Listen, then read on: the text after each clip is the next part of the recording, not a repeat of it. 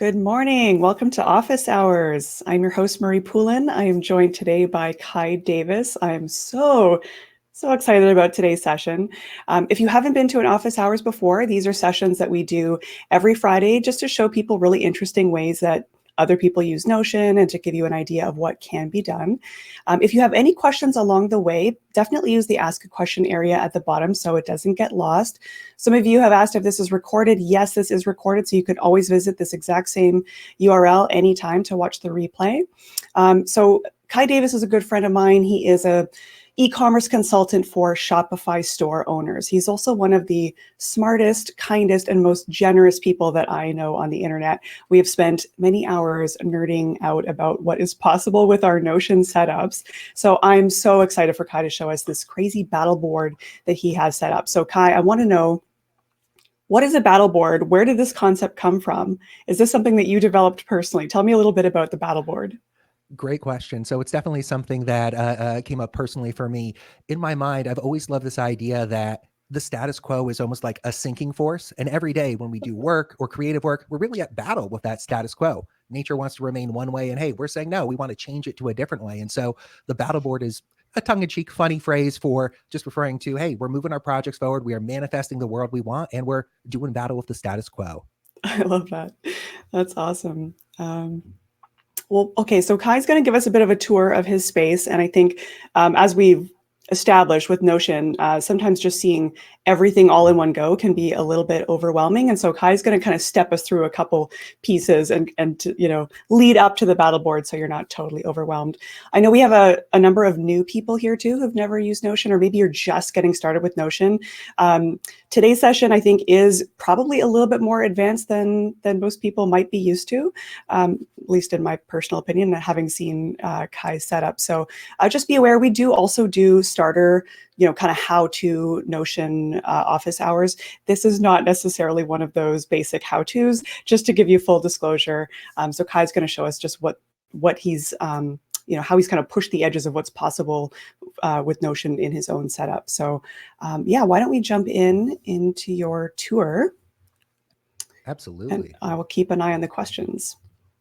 So one of the things that drew me to Notion in the first place was this idea of glanceability. I've been a long-term, decade-plus user of OmniFocus, close to a decade in Trello, and both of them have been great systems, but they kind of didn't give me everything I needed. I ended up duplicating a lot of work. And what drew me to Notion was this whole concept of I'm able to create this really glanceable Kanban board, like a Trello board, and have these custom fields represented on the card. So we could see an example card here, get the spark plugs looked at. And one thing that I just love about my Battleboard setup is it's super easy just to glance at what's here and get a context and get an understanding of the card. So we could see, hey, there's a note here at the top, need to call 3 mechanics and find somebody to handle this. We could see what the priority is, high priority. We could see what type of attention state I need for this, the context. It needs to be focused.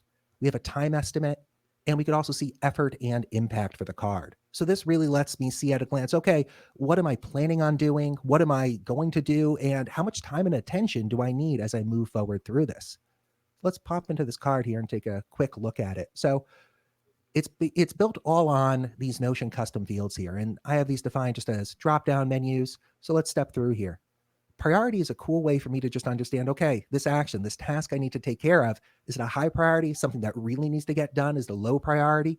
And it's able to help me judge, okay, I only have 20 minutes to work on this. What do I want to focus on? What's at the top of the stack?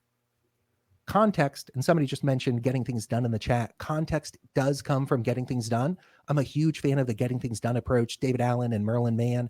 And with over the past couple of years, as you know, everything's moved to, hey, I'm doing it on the computer. The original idea of the context, the tool or resource you need to complete that task or action has kind of drifted away. 90% of it is, I need to be in front of my computer to do this thing.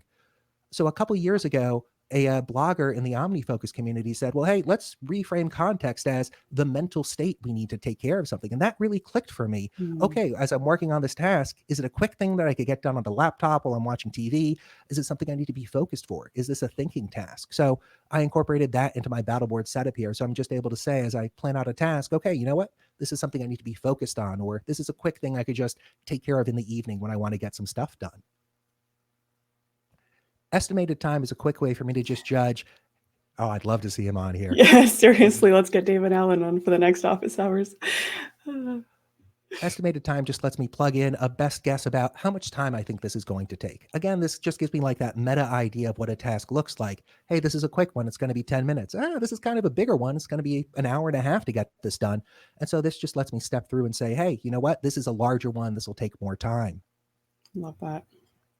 We have effort and impact here. And these are a bit of squishy terms. So let me explain what we're doing here. For a task, we could say, hey, this is low effort, medium effort, or high effort.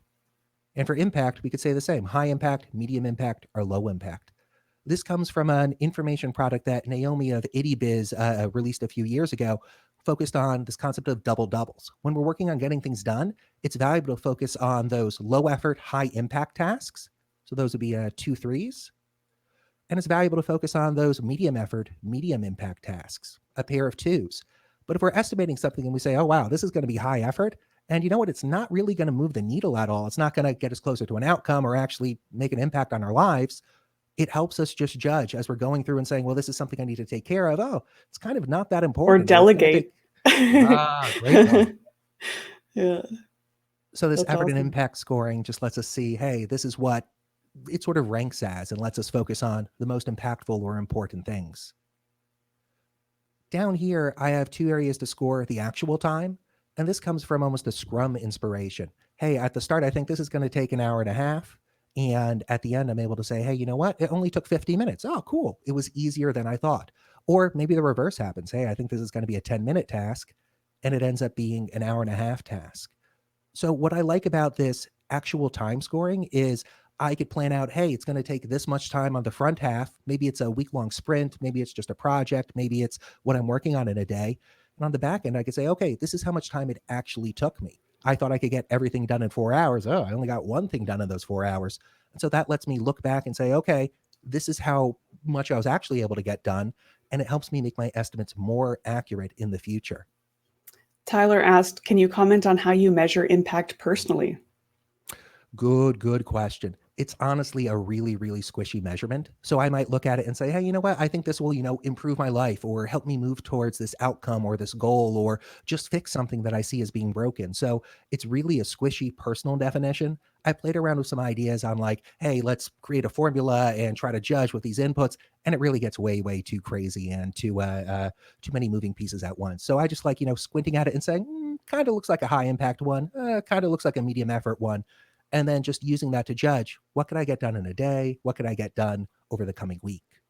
I love that. And I also love asking, like, does this move my business forward in some way? And if so, to what extent? So I'm with you in that it's a bit of a squishy thing, but it's sort of like a gut-based, is this moving my business forward? Yes, no, to what extent? So that's great. Awesome.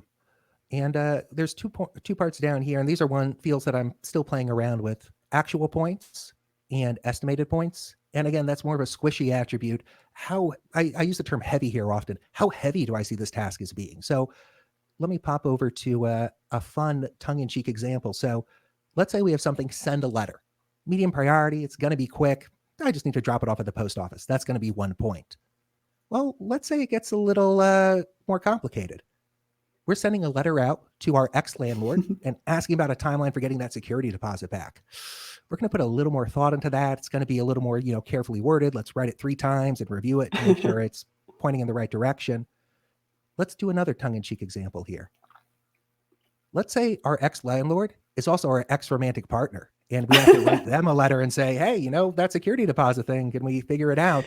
Suddenly that's going to be even more points. It's a heavier task. It's a larger thing that we have to sort of wrap our heads around and figure out, how do we move this forward? What do we say that's, the right thing and the kind thing to get to that outcome we're looking for?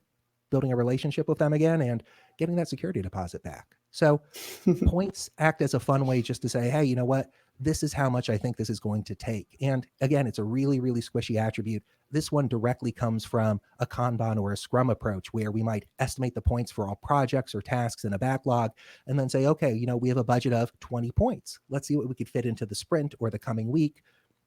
I'm moving away from using point scoring on the action side of things, but I'm starting to incorporate it more into projects and a bit into outcomes. And we'll get into that into a couple minutes. Cool. Any questions I could answer here or anything I could better clarify or explain? I mean, one question I have too is obviously there's a lot of different properties in some of your Battleboard items. Do you always add tasks? Like, is there a certain size of task that it's too small that you're like, this doesn't make sense to add because it would take me more time to add all those properties than to just do the task? Completely agreed. Yeah. So oftentimes, let's pop over to projects for a second and we could see that. So what I'll do when like it's a project or a thing that I need to take care of is just make a note there on the project card and say, oh, hey, I need to do this thing. Oftentimes also in like the weekly full Battleboard view, I have an area just with to-do checkboxes. So I could say like, oh, I need to, take that plant outside or bring water in for the office plants. And that's a thing that doesn't require like a full action card with point estimating on it, but it's important to capture it somewhere and figure out, oh, this is a thing I need to take care of. Well, a couple of questions popped in. Someone said, by squishy, do you mean arbitrary or nebulous? My assumption is you meant that like you can't measure it, like it's not exactly super tangible. That's spot on. Yeah, it's much more like an internal gut feeling. And it's an attribute that I see get more correct over time. The first time I tried a point-based approach to scoring things, I was like, I could get these 100 points done this week. And at the end, I had a mastermind meeting with my friend, and I was like, I got 30 of these done. I am completely off the mark. But in a sense, that's the exact outcome I was aiming for. I wanted to see, okay, how much could I actually get done in a week? And where's that drift between what I think I could get done or how much effort I think something will take and what it actually takes on the back end? I think it's a really good point. Just there's power in just paying attention and just noticing how aligned are, what you think you can get done versus what you actually get done. And it's not about judging yourself, but just saying, okay, I'm consistently overbooking myself. I need to make some changes. I know that like 30 points is a typical week. 100 points is going to be a crazy week, right? And you can adjust accordingly. A related question that came in, do the points measure the time or the energy needed for a task? It doesn't measure the time. That's part of the reason I have the estimated time in there. I like divorcing the time from the points. They're kind of similar, but something could be like, I need to click this button 20 times. It's going to take me 20 minutes, but it's a 1 point thing. Or it could be, a higher point thing for a lower time. Yeah. And I think, again, the beauty of Notion is like you can tailor this to your own needs. Like, I think of like the Eisenhower matrix with the effort impact ratio, right? Where it's like maybe those could actually be combined into one dropdown instead of two. Like you could make this, I think, as simple or as complex as you want. If points feel like that's taking it too far, like we can always strip back. And I think the beauty is, Kai, you've been using this over a couple months and you've been honing your process and really figuring out these are the things that work for you.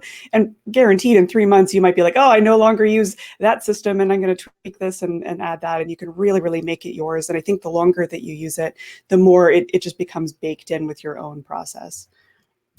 And completely agree on that point. And this is, I think, version 16 or 17 of my Battleboard approach. I know it's been a lot of iteration. And what I found is I was jamming in even more custom fields at the start. And I started to see, oh, wow, I'm starting to get, these heavier projects just sinking into the backlog, or I created it 2 months ago and it hasn't moved forward yet. And I started to realize, oh, I'm actually overloading the Battleboard. I was viewing this as I'm going to put all my things into it. But it took some reflection to realize, oh, I'm jamming projects into here or larger things that I can't really approach as a task. And so I started to pull those out and move some of those fields over to the projects board, which we'll get to in just a couple minutes. Cool. Yeah, we did get a question that came in that might be related. Are we going to be seeing longer project timelines and setups that feed into this Actions Battleboard? Heck yeah. I think you folks are going to love the approach to projects and the projects template. That really feels like magic when I use it. Awesome. And I saw another question in there, if there's other views for this Actions database. And there is. I like to see it both in the Battleboard approach, so I could plan out, okay, this is what I'm working on. And I'll also take it over to a standard list view here with a couple properties and attributes showing. So I'll often use that Kanban view to plan out, okay, this is what I'm doing over the next 2 weeks. This is what I want to work on today. But when it's getting to, okay, I'm going to sit down and, do a deep work focus session for 3 or 4 hours, I'll switch over to this view and just be able to move through and say, hey, you know what, let's filter it. So tasks that already have been completed, let me find my done here, are hidden, and just cross things off of my to-do list as that day goes on. Awesome. So let's pop over to projects for a second here. In case people weren't following that, that's a relational database that Kai just was able to jump from his Battleboard right into projects. Yeah. Let me know if I go too fast with any of those. I get into my workflow and habits, and I'm happy to repeat it or slow it down just so people could see, oh, that's how he did that thing. With the projects view here, again, it's a Kanban board setup. So I'm able to estimate out, okay, this is what I'm planning to work on. This is what's coming up in the sprint. And these are, larger things. Instead of being individual actions or tasks, these are much larger projects that could span a couple days or a couple weeks or be ongoing. With projects, I'm showing a number of custom fields here as well. There's some difference between the two, though. We could see the priority for a task. We could see the effort that a task will take. We could see the impact. I forgot to sort that field. We're able to see a due date, and we're able to see those estimated points. What I found is projects really need a due date associated with them, or else for me, they just linger in that backlog, or they get aspirationally moved forward. Oh yeah, it doesn't have a due date, I'll get it done. And then 2 months pass and it's still sitting there aspirationally focused on that next sprint. So I like planning out what that due date is. And again, it's not about saying like, oh shit, I set those due dates and I didn't meet them. It's about approaching it with empathy and saying, hey, you know what? I planned this out. I didn't get there. Sometimes happens. I'm happy I moved the other things forward. And now I could be a little more conservative or spot on with my planning and estimation for future tasks and future projects. And just a quick tip for people too. One thing I like to do sometimes is like create different filtered views for the Kanbans to be grouped by different properties. So if you wanted to just group them by time, you could actually be dragging your items and reassigning them to a time very quickly instead of going into each individual board to adjust those properties. So you can like switch up how the Kanban board is organized. Completely agreed. And I often like flipping it over to a priority view, and in a similar dragging approach, be able to say, oh, you know what? I thought, organizing my Burning Man camp equipment was a medium priority. It's kind of some other higher priority things I need to get done. So let me just drop that over to lower priority. And it's a nice way just to sort through the things I'm planning to do and reassign them to different contexts, different priority, or whatever it might be. Awesome. Let me show off the, let me group by status here. Let me show the project template. This is something I just started incorporating a little bit ago, but I'm absolutely loving it. So this is set up as just a page template in Notion in that projects view. And I pop in here and I have some initial things here. We have an image placeholder that I'm able to replace with a screenshot or a relevant image for that project. And then I have this things to get done section. And this just acts as a project workspace. So I have things to get done. I have an embedded view of that actions database. And somebody asked in the chat, what's the relation between actions and task? They're exactly the same thing. I just came from the OmniFocus camp where I started thinking of things as actions I'm taking to complete a project. And I carried that terminology around with me. But tasks, actions, completely the same thing. I have a project notes view here where I could just keep little notes to myself. Hey, today was a good day on the project, got X and Y done. Open question about this thing, have to figure it out. And so this is one of the areas where OmniFocus and Trello just felt like they let me down, or they didn't have the features I'm able to expose here in Notion. I love having Notion as both that Kanban view where I could just move through things, as that task view or list view where I could check things off. And I absolutely adore having this project workspace where I could just leave notes for myself. Maybe I touch a project this month and I don't get a chance to touch it for 2 or 3 months. I don't have to think, oh, what was that thing I needed to do? I'm able to just read through my notes, figure out what those priorities are or those questions are, and keep it moving forward. It makes it easier for me to catch up and remember what I needed to do next. Yeah, I love that each project kind of becomes its own homepage of sorts, and you can have just, embedded databases, resources, everything just kind of gets stored in one page. And I, like you said, I love that ability to combine the features that you love about Trello or to-do list managers and whatever, all in the same place. Just love it. So what I like doing here when I create a new project template is I'll just do some brainstorming, like call Marie and get her opinion, ask about XYZ, research this online, find some source articles. And once I've brainstormed this and figured out, okay, these are the actions I need to take to move this project forward, I'll just grab them and drop them into a filtered view of my actions database. Oh, filtered so they don't appear there. And just have those instantly created as actions there for me to move forward. So this really makes the planning and the implementation process a lot easier for me. Before, it felt really disconnected. I'd have the actions and notes over in Evernote or Google Docs and be using a task manager, but not be able to really connect the two. This lets me just, almost free write or brainstorm. I kind of had this challenge. What actions could I take to solve this? Leave myself some notes, use this as a workspace, and then drag those relevant actions or those tasks I need to complete into my tasks database. And then, hey, great, they're there. They're already associated with this project. And now I could just tackle those tasks over the coming days or week as they come up or as they make their way into my weekly planning. And on that note too, one thing I've gotten in the habit of that I really enjoy is the ability to type, at and then mention a database entry that lives elsewhere. So under references and resources, for example, there might be a book that I added to my notes, and I can say review at, and then type the name of the note, and that will automatically pull in. One click, you're able to jump over into other text that lives elsewhere. Now that's a feature I didn't even know Notion had. You just made my mind go. Amazing. Yeah. Very cool. And another thing I learned somewhat recently in the last couple of months was that you can actually title, like the name of an action could actually be at, and you could mention an entry that lives elsewhere. So if you wanted to like mention a project or mention another task, because sometimes I'll make a task that's like complete X and that's the project name. So you can just really jump around into your data very, very quickly. That's super cool. Pretty nerdy. Another question came in. Someone was asking any Notion templates that you have that you're able to share or willing to share. Great question. I need to do a double check, but if so, what would be the best way for me to let you know or clue people in, Marie? Yeah, you could always send it to me, Kai, and we'll do a send out to anyone who attended the session, and we can just say, hey, check out the templates, or even like getting things done. Any of the resources that you've mentioned that you think would be helpful for folks to look at. If you want to send me those links, we can make sure to send those out to everyone. Sounds great. Another quick question that came in: how do you stay on top of all the tasks in different projects, at least if you collaborate with others using such a template? I think the approach with collaborating would be a little bit different, but Kai, I don't know if you want to address, I'm assuming because you have a master task database that you're able to pull that database into each of your projects. So it all lives in one place, but you can really filter it and only focus where you need to at any one given time. You're absolutely correct. And I pulled in the wrong task database here. So let me just quickly demo that with a quick linked database. And we're going to grab the Battleboard. And let's see here. Whoops.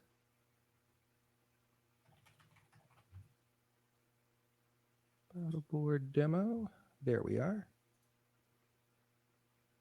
I will just delete this action one temporarily. So yeah, what I like to do within this project workspace is just filter down to this project. So let's name this Notion Demo Project.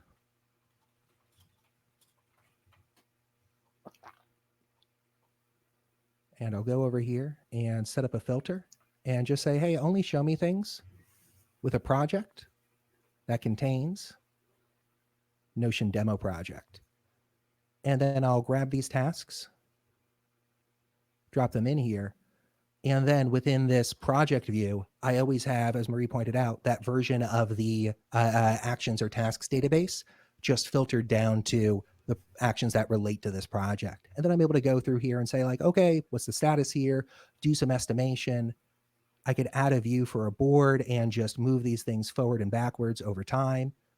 Now let me add that filter again. A quick tip too is that it's if you have a filter that you really like, it's easier to duplicate the view than to create a new one. So that's just a quick tip. Excellent tip. It will retain your views. I've always wondered about that. It's never too late to start learning new Notion tips. Let's just Tyler asked, do you have a general inbox for adding new tasks? Excellent question. I do. I'm still using the initial version of an inbox template Marie shared with me a while back. It's just, a database view. I'll add new notes or tasks or just references to it. And then once a week, or at the end of the day, I try to, but it's more like once or twice of a week, I'll go through and say, okay, is this something that needs to live in a project? Is it a resource? Is it something that needs to live in the archive or somewhere else? And just filter them and sort them to the different homes that they belong to. A great question came up that I want to clarify something about. So Sumik asked, can I build filters into a view, inline table, or something else? Currently, it resets for me as I come back to my table from another page. So Notion always defaults to whatever the top view is. So where it says untitled view in Kai's actions there, if he dragged the Kanban board to the top, Notion will always default to that being the first view. So yeah, whatever is first is going to be what shows up. So that's just something to be aware of.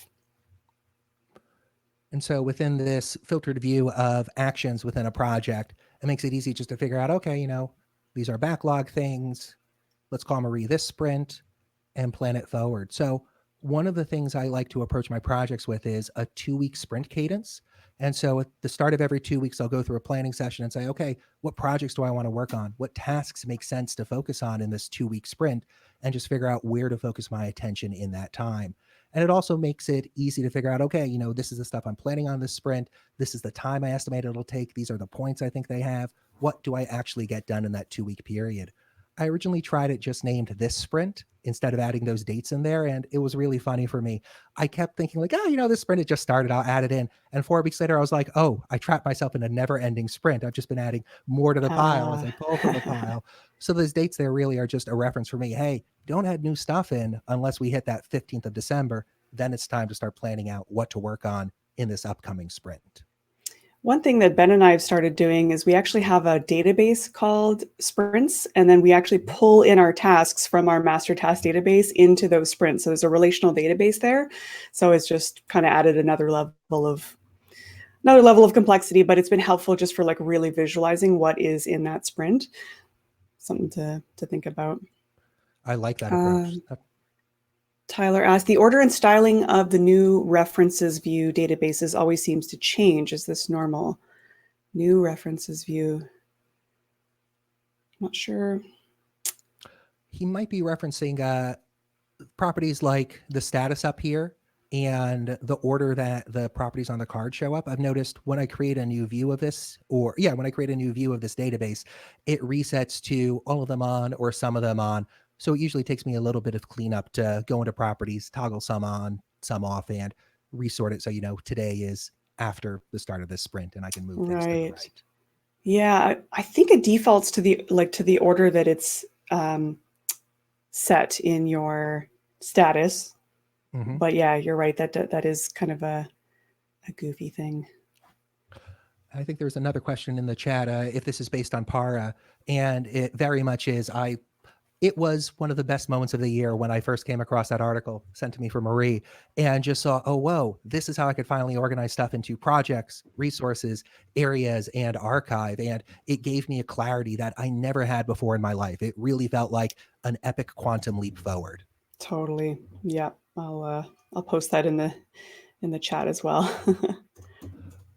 So one of the things that came to me while I've been playing around with these battle boards and projects is how squishy projects can get if we don't know what outcome we're aiming for in them. Mm-hmm. And it's been really helpful for me just to say, okay, let me make sure that as I'm planning out projects, I'm planning out what outcome I'm aiming for. And I've set up an outcome database as well. So let's pop into it and we'll use that quick path I like using. So I'll click in here to the relational database and click over here on the database name, and it takes me over to the outcomes view or the outcomes board. And I'm still playing around with the Battleboard Kanban view here. I kind of like the idea of outcomes moving forward and to the right over time, but the list view is where I'm spending more and more time when it comes to the outcomes. So outcomes are really our destinations that I'm aiming for. This is where I want to get to over the coming time. Maybe it's a month, maybe it's a few months. So I've just tossed a couple example outcomes here. The garage is clean and organized. I'm booked on 6 podcasts for January and February. I presented on Notion office hours. I'll be able to check that one done in just a couple minutes. And these just let me figure out where I'm aiming for over time. Hey, this is what I want to achieve. This is what I want to get to. So if we pop into a project here, I think this one might have the template in it. Yeah. So as we look at an outcome, it's a similar to, whoops, this one doesn't have that template. Let's create a new one. So I have an outcome template here that helps me figure out what I'm focusing on when it comes to an outcome, similar to that project template. So let's step through it quickly. At the top, I have a planning section. I like approaching any outcome by asking, well, why this outcome? And I could just leave myself a note there letting me know, hey, in 3 or 4 months, as I come across it again, well, why was I aiming to get the garage clean or do something else? Then there's an area just to brainstorm, okay, how will I get to this outcome? And this starts to verge on projects, but it's again more big picture thinking. Okay, I want to hit that destination. How will I get to that destination? And then I tackle the what for the project. What do I need to get done to get to that destination? And so I'll brainstorm the projects here, maybe project 1, project 2, project 3. And similar to the projects template view, I just grab these and I drop them into the projects Battleboard. And this lets me cascade down from, okay, this is the outcome I'm planning for. Let me get those projects in there. And then I could jump into those projects and say, okay, these are the projects I want to get done. What actions or tasks do I need to take to get forward to completing that project and move towards that outcome destination? So the three really play well with each other here. And the integration of the templates is something new for me. And I'm really liking the flow so far, where I could just start from, this is what I'm aiming for. These are the projects. And then in a planning session, figure out, okay, for these projects, what actions do I need to take to get them completed? A really great question that I love is, what challenges am I likely to face? Right? Because it's almost like you're preemptively identifying whether it's procrastination or I need more support with XYZ, I need to hire a VA. So I feel like when you're planning outcomes, if you can preemptively predict kind of where you're going to hit some road bumps, it can be helpful in terms of how you're going to plan to get over that. I love that. I absolutely love that. And this approach really highlights why I keep coming back to Notion and just absolutely loving it. I describe it as eating my entire software world, and I'm completely Yeah. delighted about that. With OmniFocus or a traditional task manager or Trello, you could kind of do some of that, but it often for me would end up split between, again, like Google Docs or Evernote or just a stack of markdown text files somewhere on my hard drive. But by having it all in Notion, it's so easy to see those challenges, plan out for it. And maybe I'll make a note here, hey, a challenge is, time is going to be tight in January. And I'm able to come back to this project in January and be like, oh, yeah, I need to make sure that I'm focusing on the higher priority things. And maybe this is a lower priority. So that ability just to leave future Kai a note or future me a note is so important. Love that. Definitely need to go back and tweak my outcomes database after seeing this. And down here, I'll keep outcome notes, and I use a Alfred instead of text expander these days, but I have two little snippets set up just to say, okay, I want to make a date stamp, and I'll type S date and it'll turn it into today's date, or T time and the current time. And that just makes it really easy for me to leave myself a note and say, okay, on December 13th, I decided this, or I wanted to head in this direction. And I could come back to an outcome, a month later, or maybe a year or two later, if I want to revisit getting there and see, okay, this is the flow of that outcome or the flow of this project. And again, it's really about writing it down now to remember it later.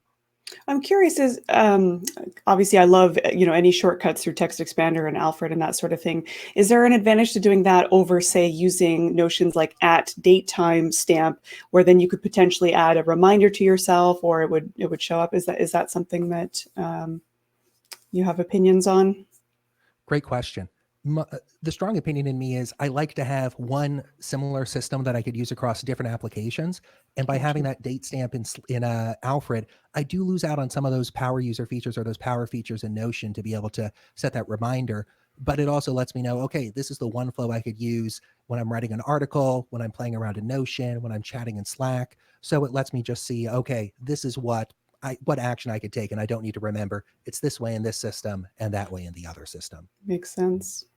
Raphael was asking, how did you type those auto date and time? So I know we've chatted about this on other office hours, but text expander and Alfred are two really great sort of productivity shortcuts, systems. There's lots you can do with them, but just typing out a couple letters allows you to auto populate a system-wide command. So that's just something we'll definitely send a link to that. I think Alfred app is definitely one that a lot of people here are familiar with and use.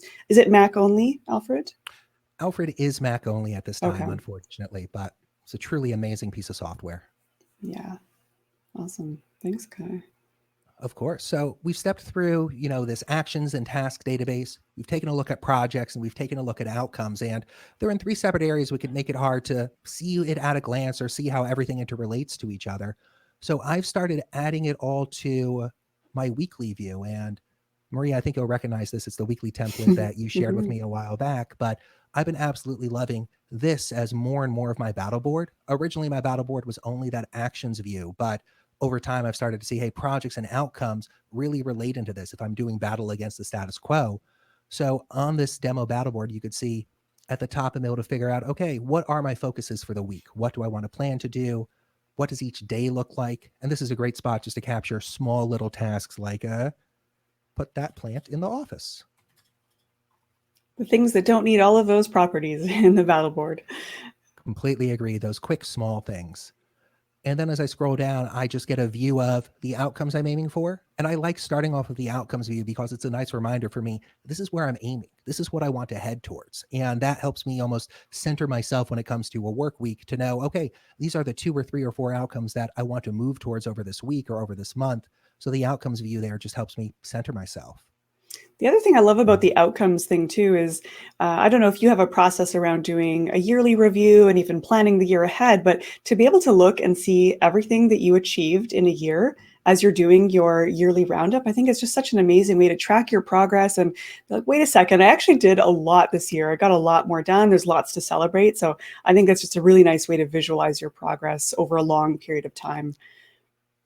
Completely agreed. I often think of it as being heartwarming. It could be so hard, you have a Yeah. down day or an emotionally challenging day, and it's like, what did I get done this year? And before, I was never really able to see, like, well, what did I get done this year or this month or this week?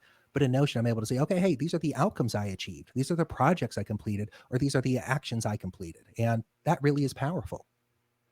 Josh asked, what is the pen? The pen. Oh, great question. So this comes to me from, I think it's the book Personal Kanban. And when we look at a Kanban view and a Kanban board, we're moving things from the left to the right. It's someday, a backlog, the focus for now, it's something I'm working on. The pen is where we get to store things that we're waiting on somebody else, or, okay, I did this thing and I'm waiting for them to email me back, or they said, hey, call back in 3 weeks and then we'll be able to take care of this. So the pen is a nice spot to store things temporarily that then get moved back to, oh, I'm working on, or then move forward to complete it. So it really acts as a holding pen. This is something that I can't really work on right now because it's outside of my control, but in a bit of time, maybe in a couple days or a week, I'll be able to put my focus on it again. So oftentimes when I move something to the pen, I'll go into the card and update that note field at the top and just say, waiting on a callback, should be by first week of January. And again, glanceability has always been really important to me. So I'm just able to store that in there and then at a glance say, okay, 30-day promotional plan, waiting on a callback. Great. Can't really touch that right now. I know that's the next action or the next trigger for me to start working on that project again or on that outcome again. Cool. Sumik asked, is there any way to time box tasks visually, like in a weekly view on a calendar? The calendar view, unfortunately, is a bit limited. You can only see like a month at a time or a full calendar. But for something like this, if Kai only wanted to see what was on this week, he could add a filter that just says, just show me everything, up to and before today or something like that. Completely agreed. One of the ways I've been approaching it, and again, this comes from the Trello approach, which is a little more limited compared to what Notion can do, is that weekly or every other week review and saying, what do I want to work on over the coming week or two? Then I'll move those projects or those outcomes or those tasks forward to, December focus for outcomes, December for the projects, or this sprint with a date range for the actions plan here, and be able to see, okay, these are the things I'm working on. And I'll often hide backlog or no status just so I'm not distracted with things that are a bit Mhm. outside of that view. So sometimes I use a filter based on date. Sometimes I just, plunk those cards in and say, hey, I'm going to forget about the other things for now. Let's pretend they're invisible. This is the stack I want to focus on moving forward. Love it. A couple questions have popped in.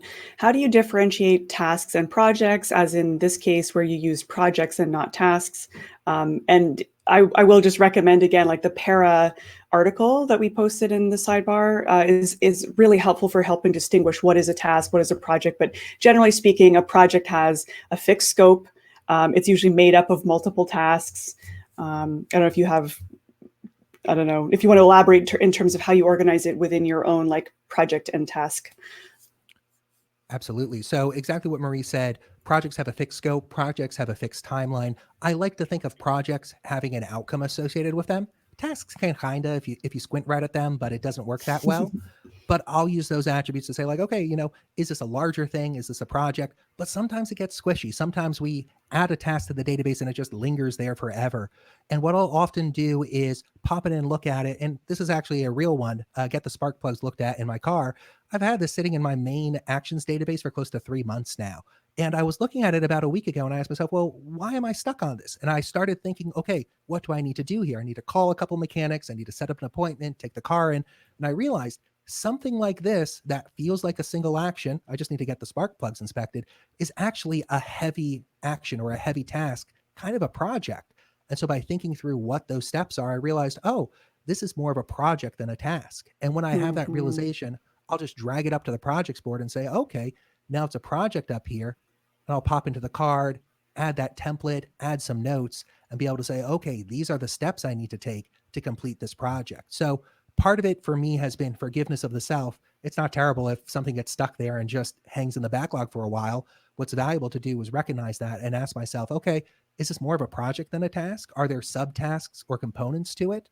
I've been a big fan of the productivity writer Merlin Mann for years. And one of the first articles I was exposed to from him advocated for projects are anything that takes more than a single task to complete. If it's, I Mhm. need to move the sofa to plug in those lights for the Christmas tree, that, it feels like a task. But if it has those multiple steps to it, check with my partner, plug them in, check the tree, it's kind of a small project. And so I'll often capture things in that actions view, realize it's a project, and turn it into a project and then move it forward and get it completed. Love that. And even if you're working from databases that aren't on living on the same page, you can always open up your entry and say move to, and you can choose the database that you want to move it to. So it's really easy to move your data around in Notion. I think you just brought up a really great point, Kai. Is like we tend to underestimate a task, right? We tend to think like that's one task, but that task tends to often be a project that has 10 subtasks that we haven't articulated yet. And I think that's why we procrastinate and things don't get done. It's because the scope is a little bit fuzzy and we haven't articulated all the steps involved. So the more you can break that stuff down, even like some of the tasks in your Battleboard might actually have subtasks or micro tasks within those, and those are the things that you can add as like loose to-dos that don't have their own properties, right? Completely agreed. One That's thing I've been awesome. playing around with in actions over the past couple of weeks is using the sum feature up here. So I'll quickly show how I set this up and what I like doing with it. So I have this estimated time property, and I've always wanted a way in the Kanban view in Notion to be able to say, okay, I've got, these 10 tasks here, each one I've estimated time on. How much time is it going to take me to get all of these done? And I know the simple, easy answer is, well, Kai, open up a calculator and enter it in. But I want to be able to say, okay, if I move these out and move some others in, how does that affect my planning here? How many hours of work am I planning on in the sprint? So I have this little function field down here, and it just takes the property and says, okay, hey, if I have this text property set as 15 minutes, let's just set that as the number 15. And what that does is let me have this sum field up here. And so I've just summed up that time estimation. It's able to tell me a total up here. Oh, it's going to be, about 40% of an hour, about, let me see if I can do that, 25 minutes to get this done. And let's edit a property on this call Marie task. Estimated time. We'll have a good conversation about it. Let's plan for 50 minutes. Let's see if sum auto updates. And we could see sum up here updated to 1.25. It's a little janky. It's not the best way to see it, but using what Notion gives me, this is a nice way for me just to plan out, okay, I've estimated the time on these tasks or actions. Let me see what they sum to. Oh, whoa, this is 12 hours of work. That seems like a bit too much. What could I move out or move back into the backlog or plan on for a future sprint? So again, it's kind of a janky way to approach it, but it lets me pull that data out and surface it in one easy to reference spot and just be able to see, okay, I've got, 2 hours of things planned out for this coming day. Raphael asked, why don't you use the number property to estimate time? Which, of course, you totally can do. But I don't know if you agree with this, Kai. I like sometimes having those visual examples, like even the emoji, like it's just kind of a fun, nice way to make it sort of visually appealing. You absolutely could do that as like a simple number field if you wanted to, and that works really well for lots of people. You hit it exactly on the head. I like having these emoji references here. So I'm able to say, okay, it's the smiling face with glasses. That's a focus task. I have this time here. It just lets me glance at the card and see, okay, it's 25 minutes. I could have it just as the text alone and the number, but that has me break the format. So it wouldn't be a nice stack of emojis. So is it kind of a vanity thing and kind of I just like it this way? Yeah, 60%. Is it helpful just to be able to estimate it that way? Yeah, kind of. So you absolutely could use a number property for it. Because I like this glanceability view, I use this text and then function feature. A great question that came in from Josh. Question for both Marie and Kai. Do you hold all your outcomes, projects, and tasks databases in your resource tab? So I don't know if, Kai, you have this in resources because this is a demo. So it's almost like this is a resource for yourself. For me, resources are like things I'm reading, notes that I'm making. And so my main setup has projects, areas, resources, archives. So that stuff for me does not live in resources, but I noticed that yours does. I don't know if you want to elaborate on. Absolutely. And this really has just been like an organizational thing for me. When I started thinking through the different areas of Para, well, my tasks database, it's not a project. It's, this meta spot that's holding these things. It's not an area. An area for me is something like my office, my house, my car, my mastermind with a friend. And it's not an archive because it's not something that I'm saying, okay, I'm done with this. Let me store it for later. And so by process of elimination, it ended up being, hey, it lives in resources. So just as I'm starting to practice Para over this year, it's living in resources. Could it live somewhere else? Absolutely. But I just haven't gotten to that point yet. Do you use Para inside of projects, Para Inception? So yeah, so for example, a lot of the work that I do is client work. So I will have in my projects, I will have a client portal. And inside that client portal, I tend to set up my client projects like, there's projects within a project, there's areas, there's resources that are unique to that client. So I do use definitely a bit of Para Inception. I don't know if Kai, you find the same thing with like the consulting work that you do, if you kind of use Para within Para? Kind of. I think my template view on like projects and outcomes is the start of an approach to Para within Para. I'm not yet fully into there, but I think it's a good direction to go. And if it works for your project management or your systems, it's absolutely a viable approach. And I think, what's interesting about Para is like it's a method for organizing information. And so I almost think of that more like resource related information. But I know Tiago doesn't manage his tasks inside of inside the Para system. And so Para for him was sort of based on Evernote. And so that wasn't a place that he was doing his task management, his calendar management.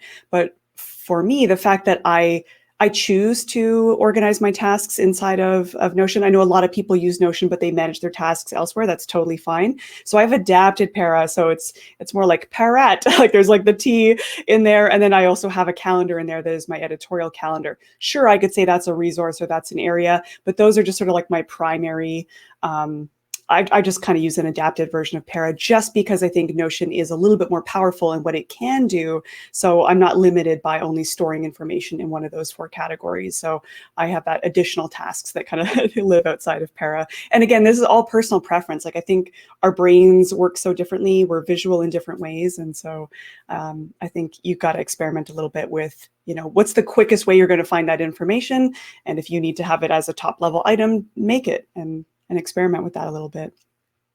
And I completely agree with that. It's Yeah. like an organic process of figuring out, okay, like for me, it's Power and getting things done and all these different systems. And I've just picked the parts that worked well for me and mixed it together. It's an organic process.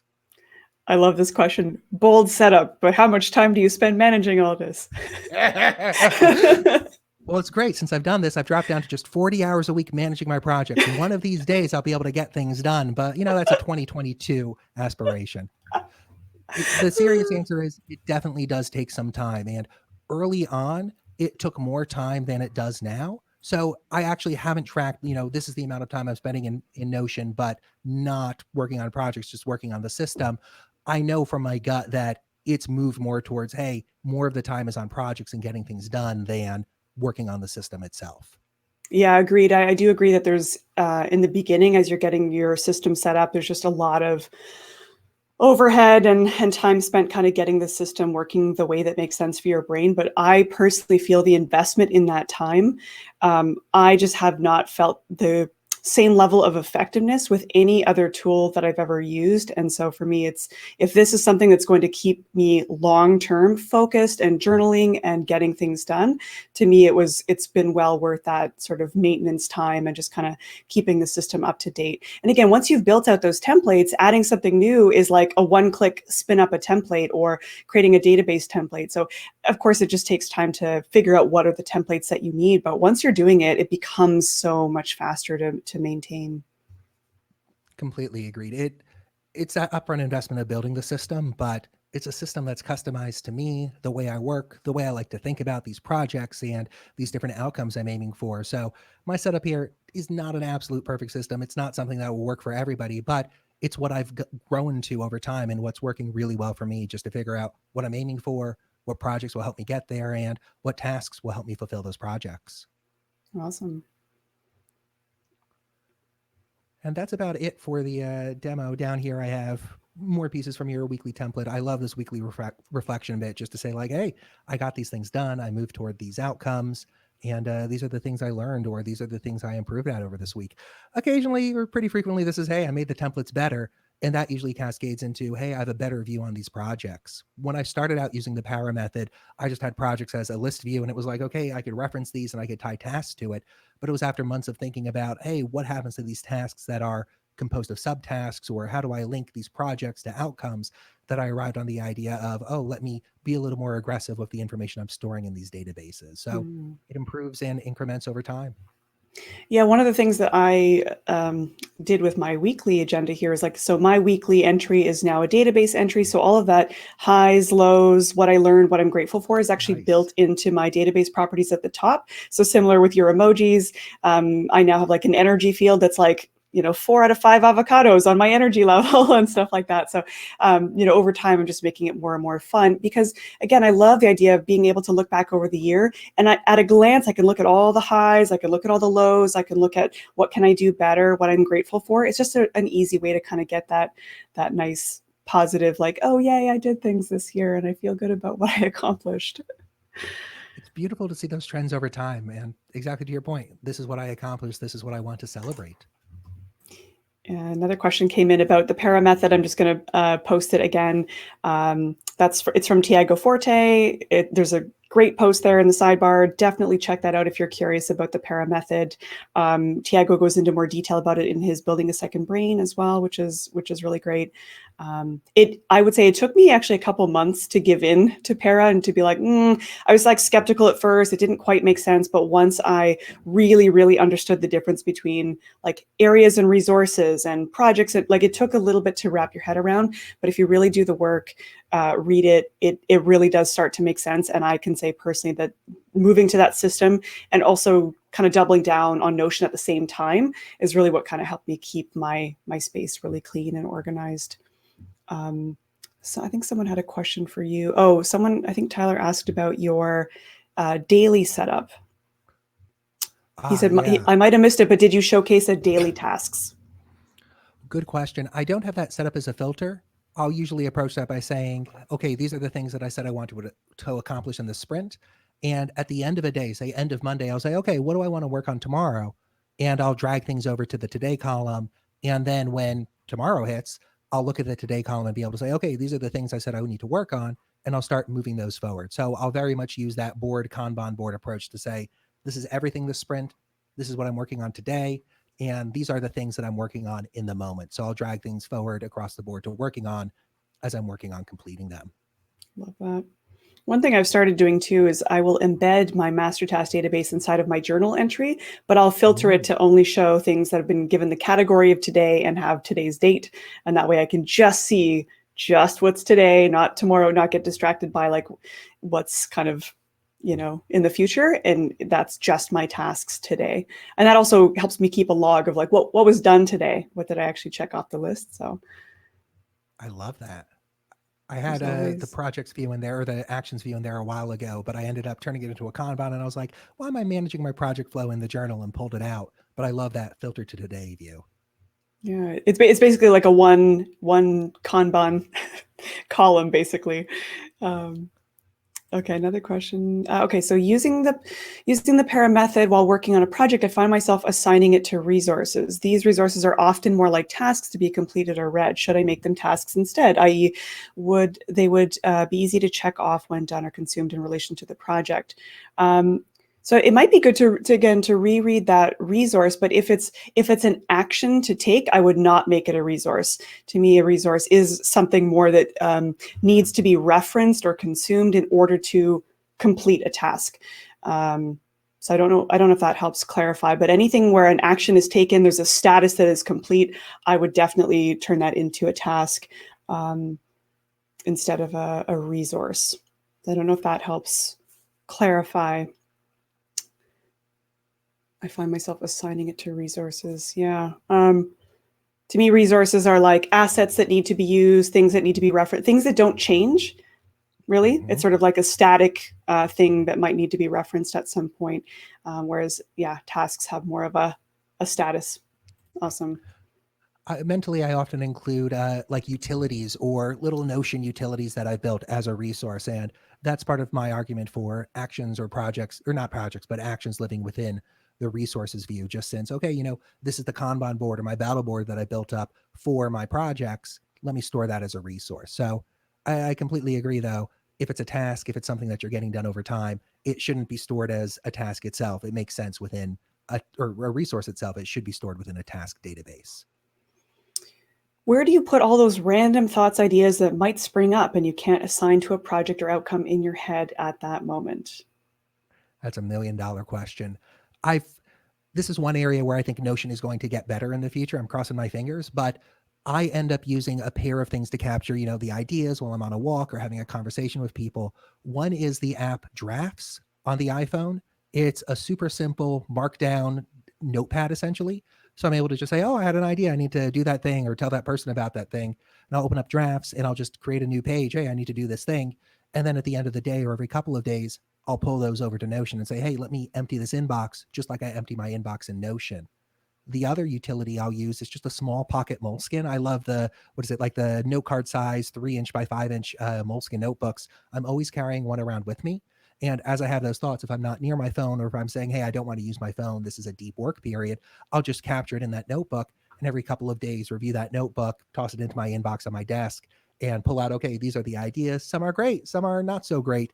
I'll move the great ones over, the ones that I want to capture for the future into Notion and then know, okay, I've captured it over here when I was out and about, and now it's stored in Notion for the future. Someone else that I've worked with had a really awesome thing they called Scratchpad, and that was basically a page that had an HTML embed inside of it, and so that there was like no formatting, nothing else, like just a place to quickly store your tasks. And if you're doing that from your phone, like I know adding stuff to Notion through your phone, like I know the app is not quite there yet in terms of speed and ability to quick add, but if you do kind of bookmark, whether it's an inbox page or a brain dump page or a scratch pad, something like that, that you can just very quickly add your notes. That's kind of what I do. I have a sort of inbox brain dump area for just kind of things that haven't taken shape yet and need a bit of messy thinking. Sometimes I'll store that in my areas too, whether it's just like under my Marie area or something like that. Somebody did ask, Marie, do you use Notion on the phone by any chance? If yes, for what kind of workflow? Honestly, the only way that I typically use Notion on my phone is if I'm on Instagram and I want to send an image into a database. I'll often do that for like house inspiration or recipes or things like that. And so Share To, I use Share To a lot, especially Twitter as well. So sometimes I see a really valuable Twitter thread that I want to store and save. And so I will just say send to Notion and add that. I don't generally create a lot of content on my phone. I will sometimes at the end of the day fill out my journal on my phone. And again, it's pretty easy because that template's already there. So I'm just kind of putting it, changing the selectors and my energy and 3 words of the day and that sort of thing. But day to day, I don't use Notion a ton on my phone. It's mostly on the desktop app. And again, just sending resources right into my databases. Similar for me, I'll use it for journal management. I'll also use it like opening up a single task if I want to keep it as a reference. Like I'm doing some brainstorming or planning in my notebook, I'll pop the details open in Notion on my phone and just have it as a reference point. So I'm not really interacting with the data, but just using it as a read-only mode. Yeah. Justin asked a great question. Do you all have a good system for making sure you don't overdo customizing your system, maybe limiting yourself somehow? Maybe I'm weird, but it's a lot of fun to feel like I'm making things better. But at a certain point, I'm just not going to get much done. I absolutely, agree. There is like procrastinating, right? It's a thing that we do, and then we get so excited, and it's like we're doing all the work to avoid doing the work. And so I do think that does happen. I think at some point you have to ask yourself, like, is this optimization actually improving your life? Is it actually helping you get stuff done? And maybe just setting time aside, or limiting, like, how much time do I want to give myself each week to tweak and improve and optimize? Because at some point, that last 10% is really not adding any quality of life or productivity. So I don't know if you have something to add there, Kai, because I know with Notion, it's actually fun to play with. So it is kind of dangerous. And so I'm curious if you have thoughts on that. What I've ended up doing is becoming more adapter into tracking my time, and not to share with clients. I'm very against hourly billing, but just so I know, hey, this is where my time and attention is going. So I'll use something like NoCo time or Toggle, or even just a stopwatch on my phone to say, okay, I'm just going to poke around with Notion and plan or play around with it and get it a little more tuned for an hour or an hour or two a week. And so that lets me see, oh, whoa, I spent 6 hours playing around with Notion last week. Let me, Whoopsies, focus a little more on the project Rein stuff. that in. Yeah. That's awesome. Yeah, I know a lot of people can relate to that. And I just think that's what's so fascinating about Notion. Like, I never felt that excited in other platforms. They were a little bit more utilitarian. And so that's why I think it is kind of an interesting blend, right? Where you can make things visual and interesting and playful, and you can add those emojis and make it a place that feels really fun to work with. But then, yeah, it's a little dangerous.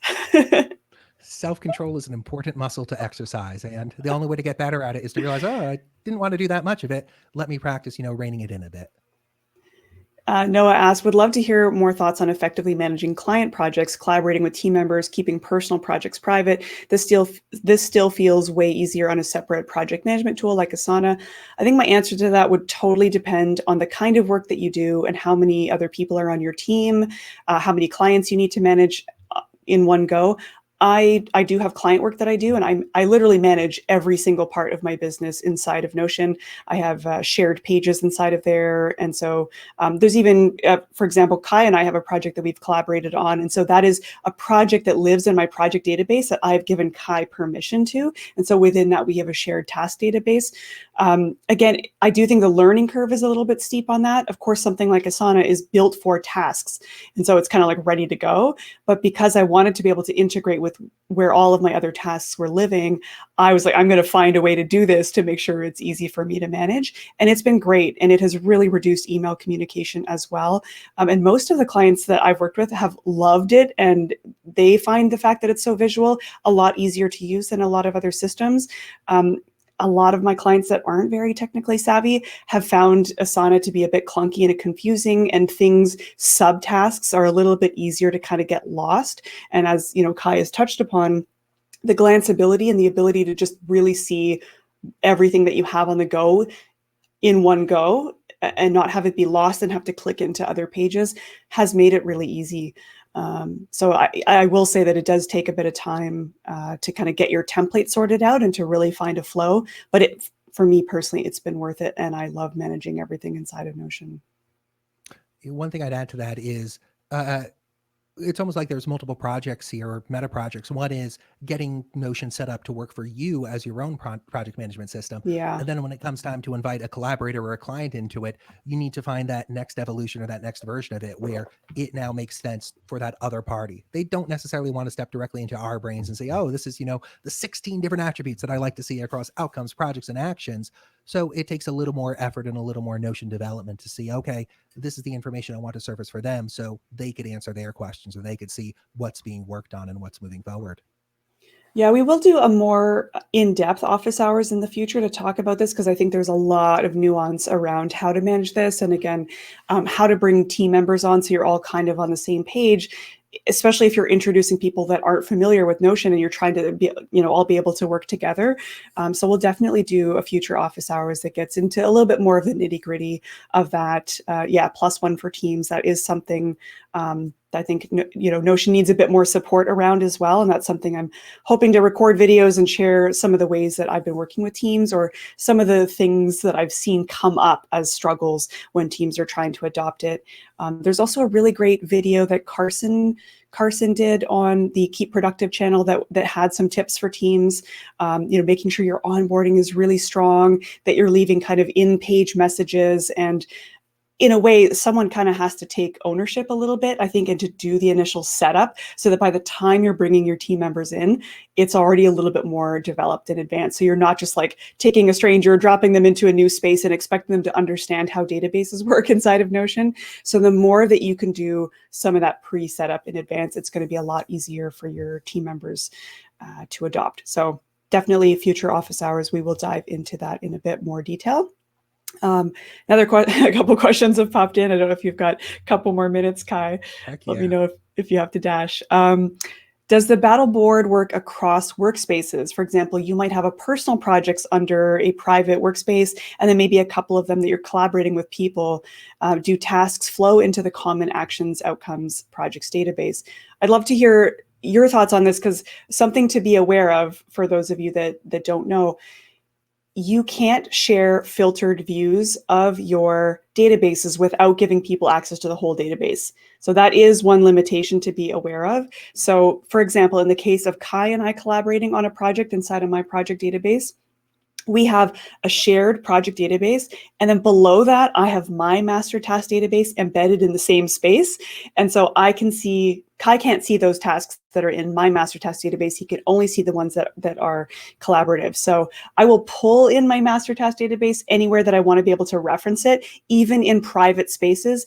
And the people that I'm sharing it with will never be able to see that, because they do not have permission for that database. So that is one way to kind of pull your own stuff into private spaces without it being visible. But I'm curious, Kai, if this is an issue for you, or I know with some of your consulting, you're probably sharing a page with someone, but you're kind of managing your own tasks in your own personal spaces. You're not actually kind of combining those two. Completely correct. So what I'll often do when it comes time to invite a client or a collaborator in is I'll use Notion more for sharing status updates. And so I might create a page with, the week name and week title, and here's the page you could click into to see the status update for that week. So yeah, it's not an area I've dived into deeply. I'm using it more for just information that they need to see, and not, hey, here's that perspective into all those projects. I could envision moving tasks and actions across workspaces using the move to command, but that feels like a bit of overhead that I don't necessarily want to add in. Awesome. And Tyler asked, any use of this system for home/personal tasks? Is it the same master database or separate one, and why? I played around with separate databases at the start, and it honestly was too much for me to keep track of in my head. I had like version 3 of the Battleboard over here, version 5 over there, and I started to get drift between the two systems. So I've just unified it to one master Battleboard, one master projects database, and actions database. And again, drawing on Para, I'll often filter it based on the area something belongs into. So my home tasks will have an area associated with them, and I could just say, hey, I need to work on some home stuff this weekend. Let me switch to a view that just shows those things. And so I'm able to forget about the client work or the business projects on the weekend and just focus on personal or home related ones. Yeah, I do. Kind of similar. Yeah, I have a home area and even home projects area that I can refine by if I just want to see one context at a time. Justin asked, one last one. No need to answer if there isn't time. It sounds like you both use outcomes. I know about Para, but is that term coming from specific somewhere? Not sure. Are you wondering like if the outcomes comes from somewhere specific? Because that's probably a little bit, I mean, there's like OKRs, and there's the 12-week year and things like that. So I think outcomes is a pretty common way of sort of, oh yeah, Justin clarified the term outcomes.